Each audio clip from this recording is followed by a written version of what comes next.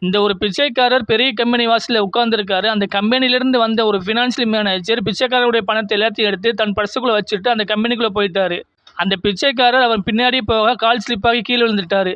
அடுத்து அந்த கம்பெனிக்குள்ள இருந்து ஒரு லேடி வந்து, "என்னாச்சு கீழ விழுந்துட்டீங்களா? எதுவும் அடிபட்டுருக்கா?" அப்படின்னு கேட்கிறா. அந்த பணக்காரன் என் பணத்தையெல்லாம் எடுத்துட்டு உள்ள போயிட்டான் அப்படின்னு சொல்றாரு. "நான் பார்த்துக்கிறேன். நீங்க எதுவும் கவலைப்படாதீங்க. உங்க பணம் ரிட்டர்னுக்கு கைக்கு வரும்" அப்படின்னு சொல்லிட்டு உள்ள போறா.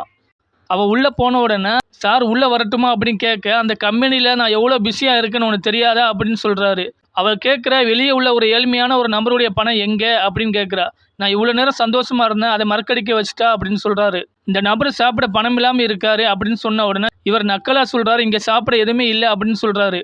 "நான் இந்த பணம் வாங்காம வெளிய போக மாட்டேன்" அப்படின்னு சொன்ன உடனே அவர் சொல்றாரு, "இதுக்கு மேல நீ பேசுனீன்னா அந்த வேலைய விட்டு உன்ன தூக்கிருவேன்" அப்படின்னு சொல்றாரு. அதுக்கு அவ கோவமா சொல்றா, "நீ ஒரு முட்டாளு" அப்படின்னு சொன்ன உடனே அவர் எந்திரிச்சு வந்து அந்த பணத்தை எல்லாம் அவர் நெஞ்சுக்குள்ள வச்சுட்டு, "இந்த சில்லறை எடுத்துக்க" அப்படின்னு சொல்றாரு. கோவத்துல அவனுடைய மெயின் உறுப்புல ஒரு அடி அடிச்சுட்டு அந்த இடத்த விட்டு கிளம்பி போறா. அந்த பிச்சைக்காரன்ட்ட போய் சொல்றா, "இந்தா உங்களுடைய பணம்" அப்படின்னு சொன்ன உடனே அவர் ரொம்ப நன்றி அப்படின்னு சொல்றாரு.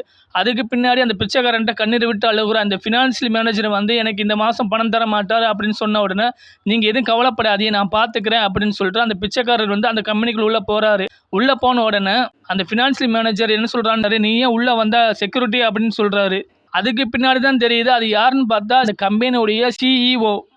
அந்த ஃபினான்ஷியல் மேனேஜரை வேலைய விட்டு தூக்கிட்டு அந்த இடத்துல அந்த லேடிய அந்த ஃபினான்ஷியல் மேனேஜரை போஸ்டிங் குடுத்துட்டாரு.